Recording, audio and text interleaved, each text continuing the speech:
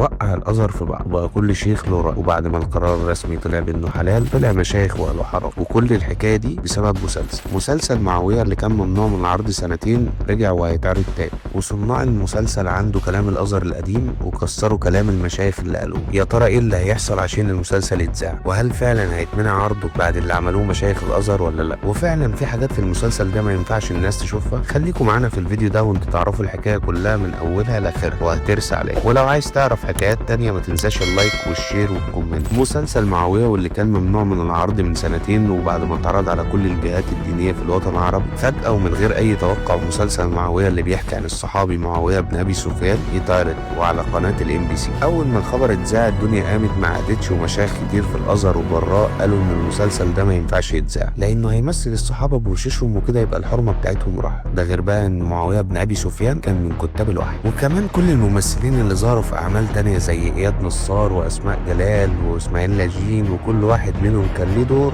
لا مؤاخذه يعني وما يعلم بيه الا ربنا، هم دول اللي هيطلعوا يعملوا الصحابي معاويه؟ لا ده ما يصحش. وكمان هيرجعوا تاني ويعملوا ادوار من اللي كانوا بيعملوها بعد المسلسل. وطبعا الكلام ده ما عجبش ناس كتير وقالوا لا المسلسل ده ما ينفعش يتعرض واللي هيتفرج عليه هيقع في حرمانيه. ما اصل المفاجاه مش هنا وبس، لا كمان الشخصيه اللي عليها المسلسل جدليه جدا وفي حاجات الجمهور ما ينفعش يشوفها عشان لو اتشافت عادي كده ممكن تحصل فتنه، ولازم حد يقعد يشرحها ويفهمها للجمهور، خاصه الجزء الخاص بالفتنه بين معاويه بن ابي سفيان وعلي بن ابي طالب. كل ده نقدر نقول عليه عادي وبيحصل، لكن خرج كلام من الازهر محدش كان يتوقعه ابدا، وهو انه وافق رسميا على عرض المسلسل وقال ادام مش هيطلعوا شخصيات الصحابه وحشه نبقى موافقين. وطبعا الكلام ده كان جديد قوي من الازهر الشريف، وبالذات لانهم رفضوا قبل كده عرض مسلسل بيتكلم عن عمر بن الخطاب رضي الله عنه وواحد تاني بيتكلم عن خالد بن الوليد رضي الله عنه، ويبقى كده موقف الازهر اتغير خالص عن السنين اللي فاتت. وطبعا بعد القرار ده ناس كتير اعترضت وقالت ازاي الازهر يوافق على حاجه زي دي. بس دي ما كانتش المفاجاه الوحيده،